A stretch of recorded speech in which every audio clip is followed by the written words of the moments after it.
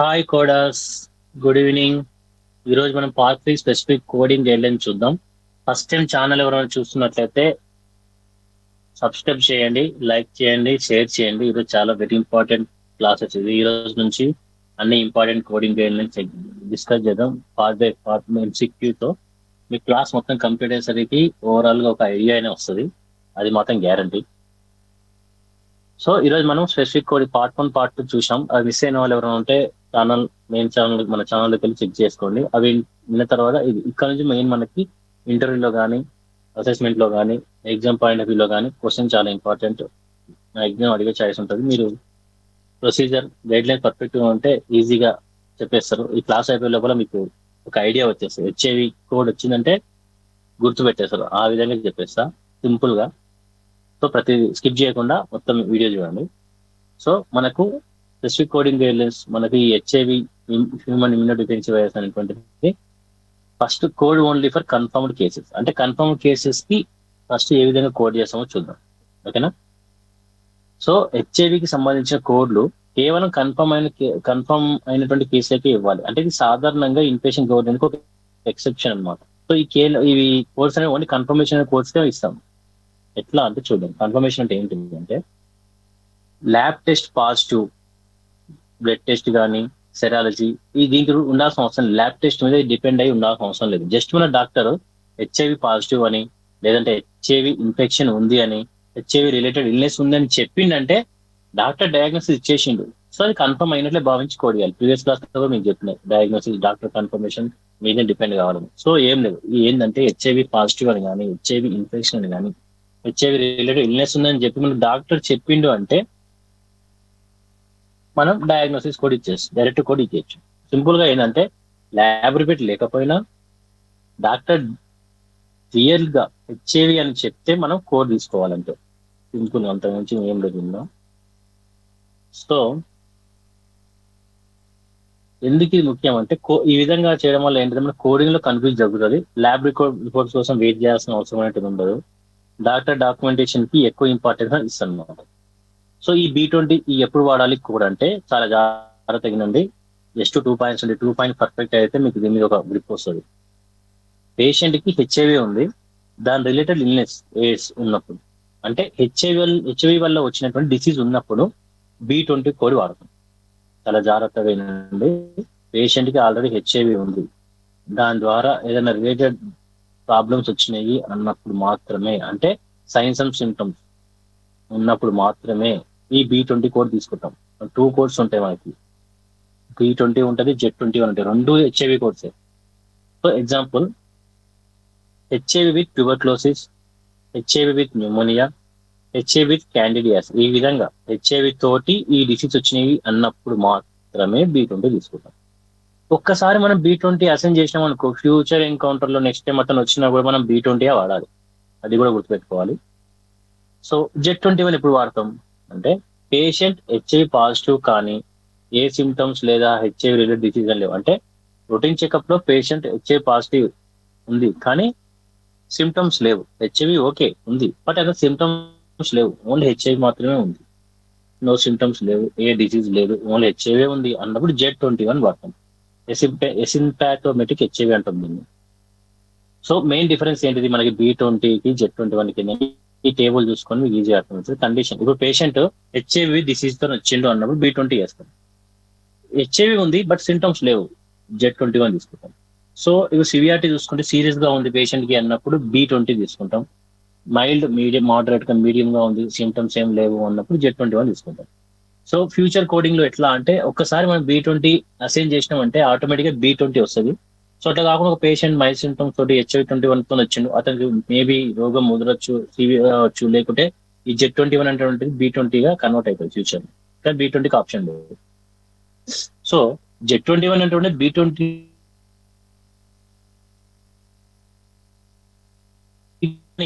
B20 ఒక్కసారి assign చేసిన తర్వాత మళ్ళీ బ్యాక్ Z20కి వెళ్ళదు అనమాట. సో సస్పెక్టెడ్ కోడ్స్ కి హెచ్ఐవి మనం కోడ్స్ కూడా వేయకూడదు. ఈజీగా ఎట్లా గుర్తుపెట్టుకోవాలి ఎగ్జామ్ లో అంటే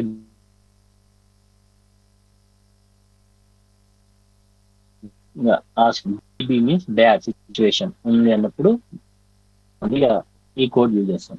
Z21 జీరో సింటమ్స్ లేవు, 0 సో ఈ సిచ్యువేషన్ లో మనం ఈ కోడ్ యూజ్ సింపుల్ గా బి అంటే బ్యాడ్ స్టేజ్ సీరియస్ గా ఉంది అన్నప్పుడు B20, Z21 సింటమ్స్ లేవు, 0 ఉన్నాయి అన్నప్పుడు Z21 అంతే. సో కొన్ని క్వశ్చన్ చూద్దాం. HIV infection should be coded when. మన హెచ్ఐవి ఇన్ఫెక్షన్ ఎప్పుడు చేస్తామా అంటే సస్పెక్టెడ్ ఉన్నప్పుడు వేస్తామా, వేయము. రూల్ అవుతా కాదు, ఫ్యామిలీ స్టే కాదు, కన్ఫర్మ్ బై ప్రొవైడర్ చెప్పి మాత్రమే వేస్తాం. In HIV coding confirmation request, HIV coding confirmation ఎప్పుడు చేస్తాం, డాక్టర్ ప్రొవైడర్ సరిపోతుంది, ఈ ల్యాబ్ టెస్ట్ మాకు సంబంధం లేదు. HIV positive documentation by physician means అంటే హెచ్ఐవి పాజిటివ్ అని ఉంది, అప్పుడు డాక్యుమెంట్ బై ఫిజిషియన్ ఉంది, అప్పుడు మనది డు నాట్ కోడ్ అనా కాదు, వెయిట్ ఫర్ ల్యాబ్ రిపోర్టా కాదు, కోడ్ యాజ్ సస్పెక్టెడ్ కాదు. హెచ్ఐవి పాజిటివ్ డాక్టర్ ఇచ్చినట్టు మీనింగ్ ఏంటి, కోడ్ యాజ్ కన్ఫర్మ్ హెచ్ఐవి అనే కదా, ముందు చెప్పా కదా. Next what is the statement is కాదు, కింద వారి స్టేట్మెంట్ ఇది. ఈ క్వశ్చన్స్ అన్ని మీరు స్క్రోల్ చేస్తా వెళ్తా, తర్వాత చూడండి.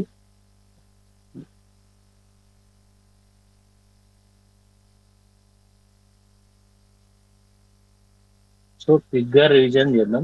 HIV coding only confirmed, provided statement is enough. Second heading selection and sequencing of HIV code. ఏ విధంగా సెలెక్ట్ చేస్తాం, సీక్వెన్స్ ఏ విధంగా చేస్తాం, చాలా చాలా ఇంపార్టెంట్. మనకు సీక్వెన్సింగ్ చాలా మంది కన్ఫ్యూజ్ ఉంటుంది, కొన్ని తప్పులు కూడా చేస్తారు, ఎప్పుడు ఇది చేయాలి ఇప్పుడు ఇది చేయవద్దు. ఒక 2-3 ఉంటాయి, 2-3 గుర్తుపెట్టుకుంటే ప్రాబ్లం. సో ఎయిడ్స్ అని మెన్షన్ చేసిండు, మనకు కేస్ స్టడీస్ లో ఎయిడ్స్ అని మెన్షన్ చేసిండు అన్నప్పుడు B20 తీసుకుంటాం. హెచ్ఐవి డిసీజ్ అని ఉన్నప్పుడు కూడా B20 తీసుకుంటాం. హెచ్ఐవి వల్ల ఏదైనా ఇల్నెస్ ఉంది అన్నప్పుడు కూడా మనం B20 తీసుకుంటాం. Okay, so HIV ruled out disease, so HIV related disease B20. HIV related condition కోసం అడ్మిషన్ అయ్యిండు, హెచ్ఐవి రిలేటెడ్ కండిషన్ కోసం అడ్మిషన్ అంటే పేషెంట్ హెచ్ఐవి వల్ల వచ్చిన డిసీజ్ కోసం అడ్మిట్ అయ్యిండు అంటే హెచ్ఐవి ద్వారా అతనికి వేరే ప్రాబ్లం వచ్చింది అన్నప్పుడు ఏం చేస్తాం, B20 తీసుకుంటాం. తర్వాత అన్ని HIV related, HIV with hemolytic uremic syndrome, this is very very important. HIV with hemolytic urinary syndrome, HIV with hemolytic uremic syndrome ఇది ఉన్నప్పుడు మాత్రమే, అంటే హెచ్ఐవి విత్ యూరిమిక్ సిండ్రోమ్ కదా, ఇది కూడా ఒక సిమ్టమ్సే కదా అని చెప్పి ఫస్ట్ B20 తీసుకున్న తర్వాత ఈ యూరిమిక్ సిండ్రోమ్ కోడ్ తీసుకోవాలి. ఈ ఒక్కదానికి ఎక్సెప్షన్ ఉంటుంది. D59.39 ప్రిన్సిపల్ డయాగ్నోస్ ఫస్ట్ ఇస్తాము, తర్వాత ఈ సెకండరీ కోడ్ ఇస్తాము. ఇది గుర్తుపెట్టుకోవాలి, ఎక్సెప్షన్ ఇది.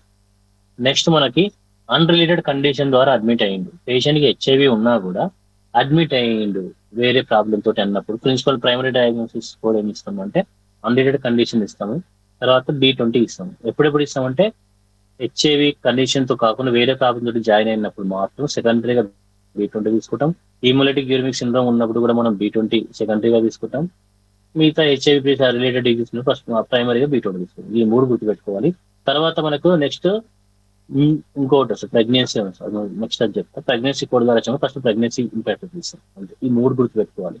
హెచ్ఐవి అన్రిలేటెడ్ ఉన్నదానికి B20 సెకండరీ వస్తుంది, తర్వాత హీమోలైటిక్ యూరిమిక్ సిండ్రోమ్ వచ్చినప్పుడు కూడా B20 సెకండరీగా తీసుకుంటాం. నెక్స్ట్ ఓసిరీస్ ప్రెగ్నెంట్ పేషెంట్స్ ఉన్నప్పుడు కూడా సెకండరీగా తీసుకుంటాం. నెక్స్ట్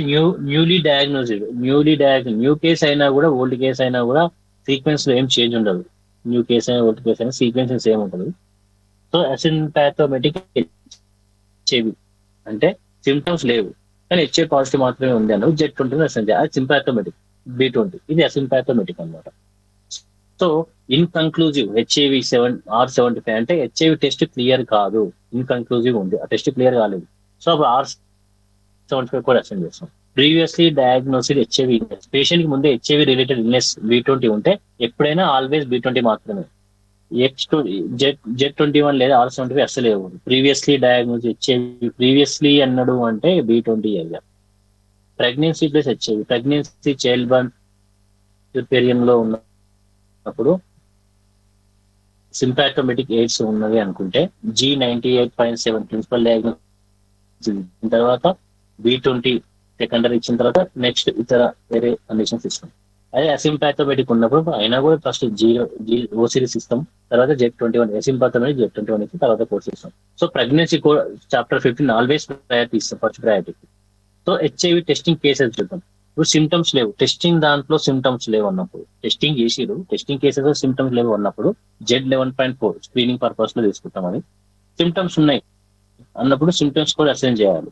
సో Z11 అప్పుడు తీసుకోవద్దు, మనం Z71.7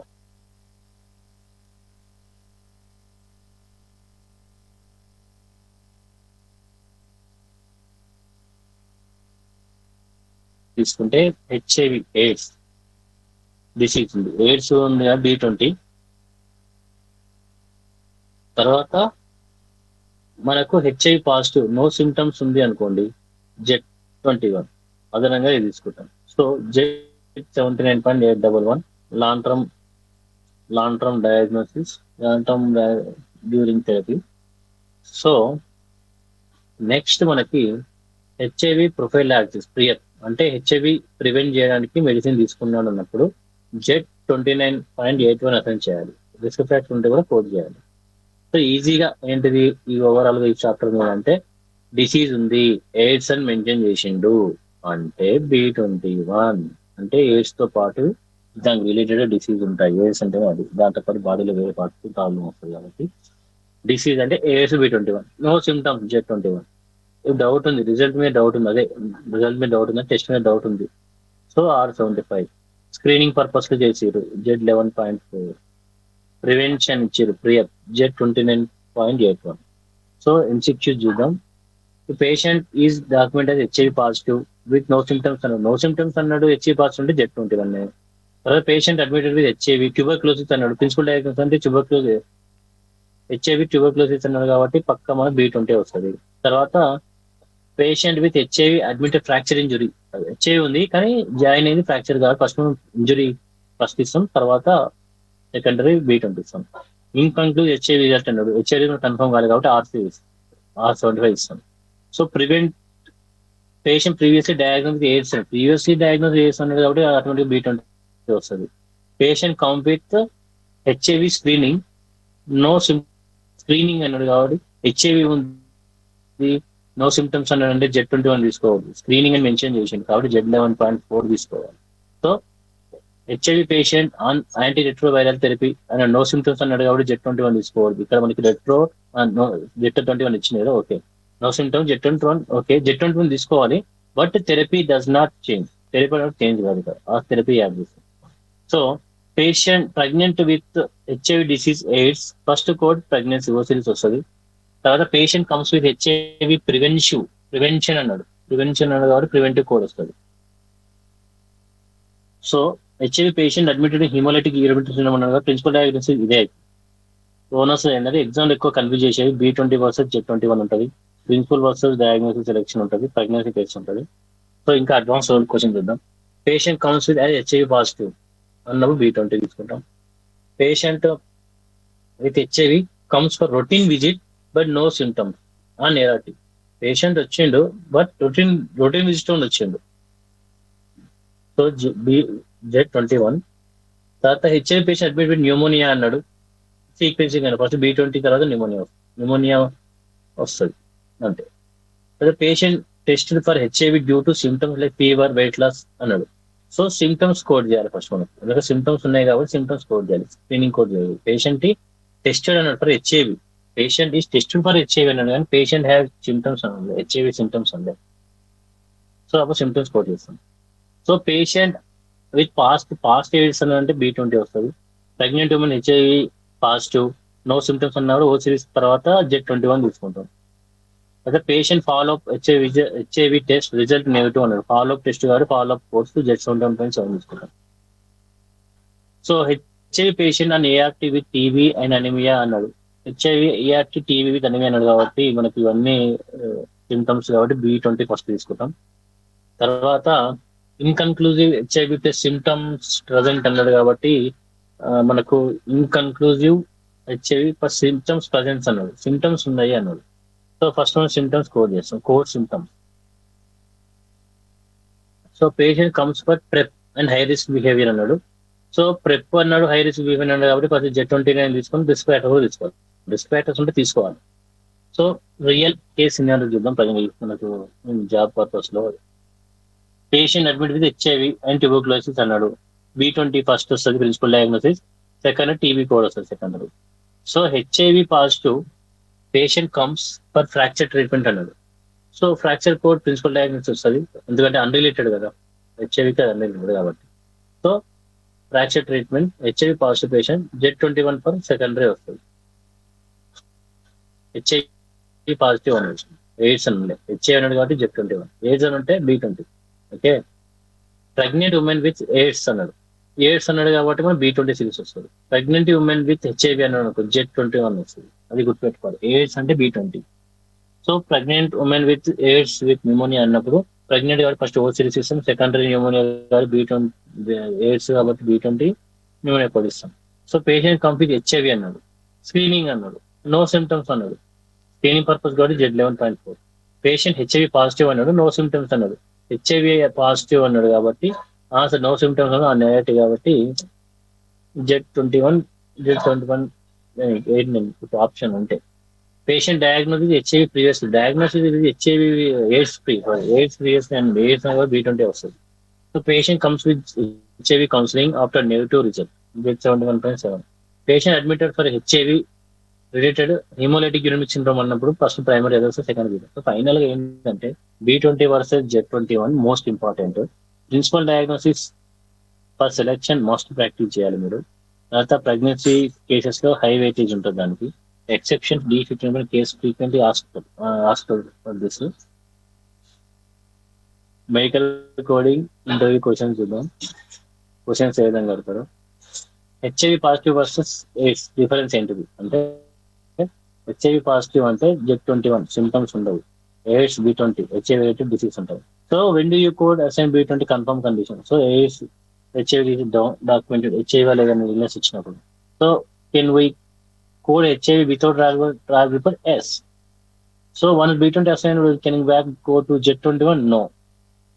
HIV patient admitted for fracture, what is the principal dire? First fracture code, next secondary B20 or Z21. HIV screening versus testing difference means screening Z11.1 no symptoms, symptoms ఉంటే symptom code not screening ఇవ్వాలి. So when code is inconclusive means R series R71 వస్తుంది. HIV in pregnancy code first O series వస్తుంది, తర్వాత B20 లేదా Z21.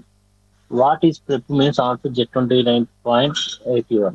What is ART therapy means first HIV disease B20, HIV positive Z21, అదనంగా వస్తే Z79.89. So I hope ఈ class బాగా తెలుగులో మంచిగా అర్థమని అనుకుంటున్నాను. సో హెచ్ఐవి గురించి ఎయిడ్స్ గురించి ఓవరాల్ ఐడియా అవుతుంది. ఎయిడ్స్ అంటే B20, హెచ్ఐవి అంటే Z21, ఈ రెండు గుర్తు పెట్టుకోండి, ఈజీ ఉంటుంది. So like, share and subscribe this channel. Please like this channel after viewing this video.